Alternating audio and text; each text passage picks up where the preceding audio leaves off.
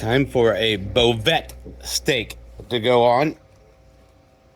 Marinated it for a good while, 3 hours probably. It's a 1 pounder Bavette. It's a Piedmontese steak, I believe. And that was about 475 degrees right there, boys. That should work for a nice good sear. But we're aiming for fajitas tonight. Gonna let her sit just the way she is for a minute. Should be a good sear. I'm not sure how much longer it's been. Few minutes. Ooh, that's a hot one over there. Okay, so she stayed up in the good zone. I bet that's gonna be an amazing sear. Let's see what happens.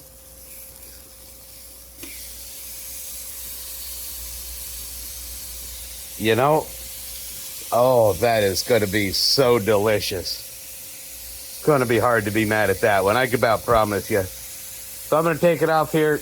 I'm going to cook it to 120 and pull it. So I got to find my thermometer and we'll get our probe checked.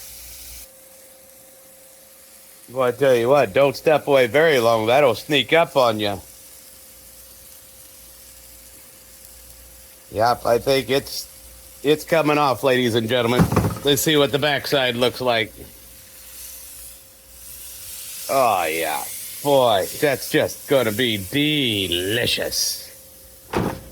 Rest and cool. And I'm going to put a little lime juice over it. Okay, so that's resting. Now I added the onions here. Now don't judge me. They were frozen. Just a long week. I found the easy out bag. It is what it is. We're going to add a little bit of the Kinders here, the fajita blend right here. Citrus and garlic. A little bit of that on there. And then I didn't find any roasted hatch peppers, and it just came in last minute. I said, well, what happens if I cut them real thin, skin on? Yeah, I don't know if they'll be good or not. If not, I'll figure out something to do with them. But I wasn't sure they would be good in the fajita with the skin on. So they're over there just kind of hanging out. See if they could be friendly or not. Well, let's take a quick look at it, shall we? That is going to be really, really good because that's going to get a little bit more finish cooking up here when I mix everything together. But man, doesn't that look good? Look at that. Put those juices, all that's going to go right back in there. You bet your bibby. Man. Come get you some. All right, I think I got them done to my liking. Pour that right over. Kind of portion them out. I don't know, that's too much. I don't know, is it ever too much bacon? But I said this is what's going to win the bacon ratio or the meat onion ratio. I want to try to get that just as good as I can because this is the star of the show.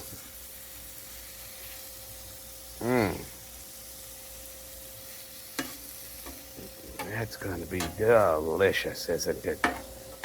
Just give that a quick little stir. Yep, that's going to be amazing. That's it, kids. I think I'm going to call it right there. That's going to be very steaky. But you just don't know how good that is. I do, because I had some. Amazing. So if that's got a very heavy beef flavor, I am not going to be mad, because that will carry the melody all day. That's some good eating, kids.